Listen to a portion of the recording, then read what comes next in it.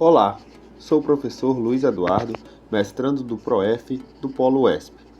Como avaliação final da disciplina Problemáticas da Educação Física Escolar, foi proposto que realizássemos a construção de um mapa conceitual capaz de sistematizar e relacionar os conhecimentos abordados durante o transcorrer da disciplina. Entende-se por mapa conceitual uma estrutura gráfica que ajuda a organizar ideias, conceitos e informações de modo esquematizado. Para a realização da atividade, utilizou-se a ferramenta PowerPoint. Bom, vamos ao nosso mapa conceitual. E o tema central do nosso trabalho foram as problemáticas da educação física escolar. Durante essas semanas de estudos da disciplina, utilizou-se como suporte o livro Desafios da Educação Física Escolar, Temáticas da Formação e Serviço no PROEF. Em cada semana foi dado foco a uma problemática específica da nossa área, totalizando 6 problemáticas principais. São elas: os desafios relacionados ao trabalho docente, a relação teoria e prática, os aspectos legais da educação física escolar, as problemáticas relacionadas ao afastamento e à indisciplina nas aulas de educação física, o ensino dos esportes e as questões de gênero. Bom, a semana 1 tratou do trabalho docente e o estudo foi realizado através do texto base Educação Física Escolar, entre o rola-bola e a renovação pedagógica, do professor Fernando Jaime Gonzalez. O texto busca refletir sobre as diferentes atuações dos professores de educação física no trato desse componente curricular, apresentando 3 formas de atuações docentes. A primeira relacionada às práticas tradicionais, a segunda relacionada ao abandono do trabalho docente, também conhecido como desinvestimento pedagógico, e a terceira relacionada às práticas inovadoras. Sobre o ensino das práticas tradicionais, nota-se que este é bastante marcado pela presença dos esportes, que são trabalhados como forma de treinamento, visando a participação nas competições escolares. Aqui, o professor nega seu papel de educador para assumir função de treinador, buscando selecionar os alunos mais habilidosos, o que acarretará na exclusão dos menos habilidosos, além de certo favorecimento ao público masculino. Já na segunda forma de atuação, que diz respeito ao desinvestimento pedagógico, a gente nota que esta é marcada pela falta de intervenção do professor, que muitas vezes vai se preocupar apenas em ocupar os seus alunos com alguma atividade durante o tempo da aula e sem nenhuma finalidade pedagógica. Nesse tipo de aula, os alunos é que escolhem as atividades que vão ser realizadas, e aqueles que não desejam realizar nenhuma atividade ficam sentados conversando. Há também a prática do rola-bola, e assim como no ensino tradicional, há uma maior participação dos meninos. A terceira forma de atuação surgem as práticas inovadoras, onde o professor busca intervir pedagogicamente nas práticas de educação física, no sentido de, através de uma diversidade de práticas da cultura corporal de movimento, promover a participação ativa de todos os alunos. Essa participação deverá ocorrer de forma crítica e reflexiva, fazendo com que a educação física seja reconhecida e valorizada por toda a comunidade escolar. A semana 2 da disciplina abordou a relação teoria e prática dos conteúdos da educação física, através do estudo do texto base, Relação entre o ensinar a fazer e ensinar sobre o fazer na educação física escolar, de Soraya Cristina Dárido. A autora faz uma crítica sobre o ensino voltado apenas para o saber fazer, ou seja, aquele ensino focado apenas na dimensão procedimental. Esse tipo de abordagem caracteriza a educação física como uma prática apenas recreativa ou focada na esportivização. O texto base procura refletir sobre a necessidade de relacionar o ensinar a fazer com o ensinar sobre o fazer, ou seja, promover o diálogo entre a dimensão procedimental e a dimensão conceitual, para que o aluno, além de vivenciar, seja capaz de contextualizar os conteúdos e as práticas corporais da educação física. Bom, aqui já podemos relacionar as problemáticas apresentadas, associando o foco sobre o ensinar a fazer com as práticas tradicionais, e o ensinar sobre o fazer constituindo-se como uma prática inovadora. A semana 3 tratou dos aspectos legais da educação física escolar, através do estudo do texto base, Educação Física como componente curricular da educação básica, aspectos legais, de Fernanda Moreto e Polseto e Soraya Cristina Darito. Essa temática vai falar sobre as leis que regem o ensino da educação física em nosso país, sobretudo aquelas leis relacionadas aos casos de dispensas das aulas de educação física. Sobre isso, a gente vê na LDB de 1961 que a prática da educação física era obrigatória para todos os alunos com idade até 18 anos. Passados 10 anos, na LDB de 1971, a gente vê que essa lei ela deixou de fazer referência ao limite de idade, tornando-se obrigatória em todos os níveis de ensino e facultativa ao aluno que apresentasse algumas das seguintes condições: trabalhar mais de 6 horas por dia e estudar à noite, tiver mais de 30 anos de idade, prestasse serviço militar ou que fosse fisicamente incapacitado. Já na LDB de 1996, a gente vê que essa foi uma lei que reconhece a educação física como componente curricular, o que foi grande ganho para a nossa área. Além disso, essa lei também retirou o parágrafo que tratava da facultatividade da prática, tornando obrigatória na educação básica e facultativa no ensino noturno. Na LDB de 2003, o parágrafo 3º da LDB de 71, que tratava da facultatividade, ele retorna, sendo acrescentada aos critérios de facultatividade mulheres que tenham prole. Essa lei gerou polêmica, porque gerou dúvida se a mesma representava um avanço ou um retrocesso. Isso porque a facultatividade, que antes estava presente apenas no ensino noturno, agora passou a valer para o aluno de qualquer nível de ensino, que atendesse aos requisitos da lei. Entretanto, é importante ressaltar que há um equívoco na interpretação da lei, sobretudo na expressão, sendo sua prática facultativa. Surge a pergunta: o que é facultativo? A participação na aula ou a participação na prática? Pois se a resposta for a prática, entende-se que o aluno, mesmo com a dispensa, deve participar da aula. Ele deixará apenas de participar da prática, mas vai aproveitar todo o conhecimento transmitido, assim como as discussões e reflexões que ocorrerem na aula. A 4ª semana de atividades teve como tema o afastamento e a indisciplina nas aulas de educação física, utilizando o texto base, o afastamento e a indisciplina dos alunos nas aulas de educação física escolar, de Soraya Cristina Dárido, Fernando Jaime Gonzalez e Gui Ginciene. Bom, é inegável a afetividade dos alunos com a disciplina de educação física.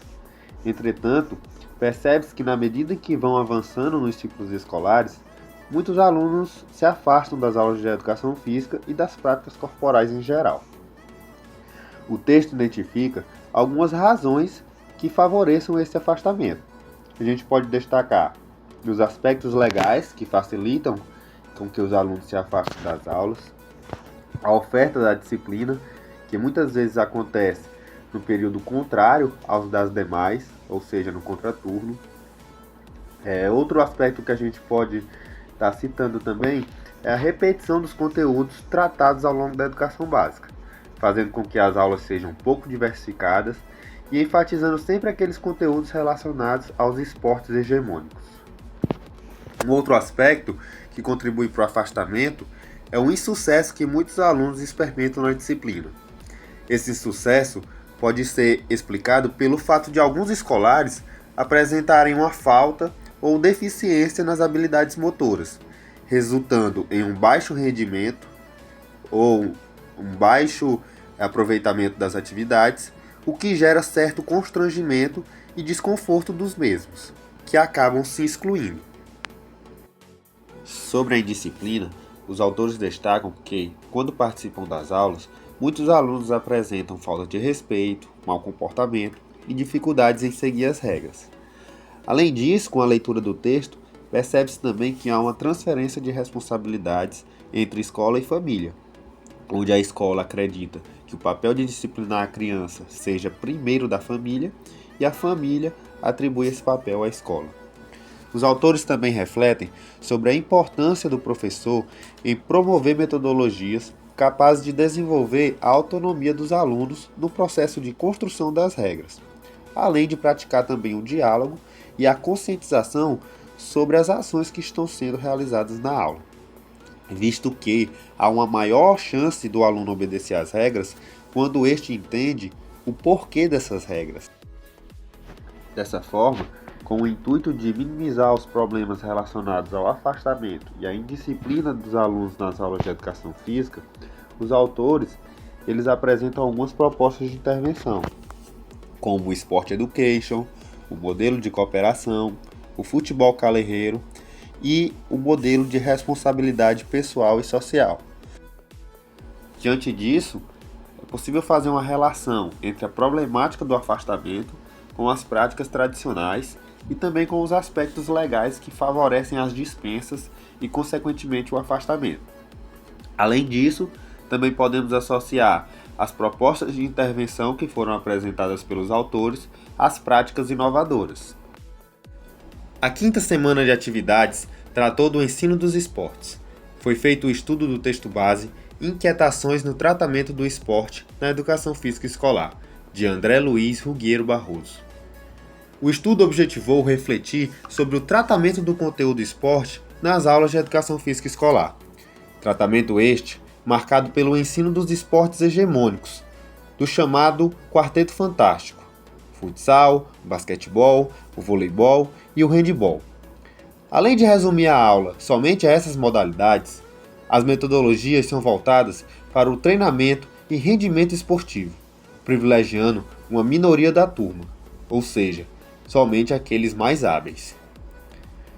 O texto fala que para o melhor aproveitamento do conteúdo esportes, é necessário realizar um trato pedagógico, ou seja, não basta focar somente no ensino dos movimentos técnicos, mas fazer com que o aluno obtenha um pensamento reflexivo e crítico sobre o contexto em que os esportes estão inseridos.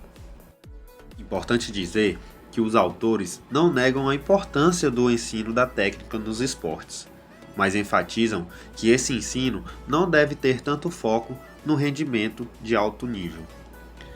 A técnica deve ser trabalhada juntamente com a tática de forma simultânea. Dentro das aulas de educação física, é possível contemplar isso através de jogos educativos e pré-desportivos, que envolvam a participação de todos os alunos. Bom, diante do que foi exposto aqui, a gente pode fazer uma associação entre a hegemonia do Quarteto Fantástico ao afastamento e as práticas tradicionais e de abandono docente.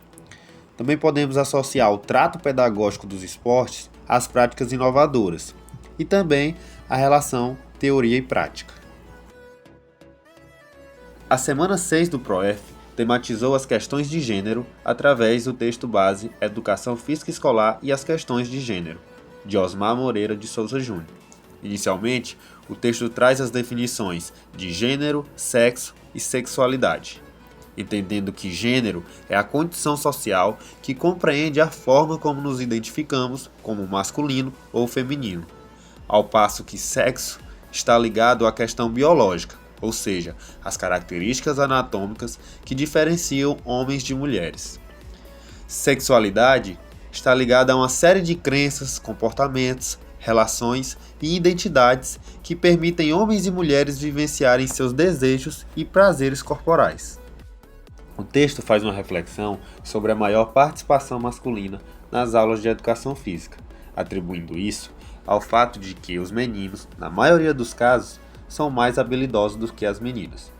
Podemos explicar esse fenômeno através de um mecanismo sociocultural, ou seja, desde sempre, os meninos eles são instigados a vivenciar atividades que vão proporcionar a maior aquisição de habilidades motoras, como por exemplo, correr, pular, jogar bola, andar de bicicleta, subir em árvores, o que não acontece com as meninas.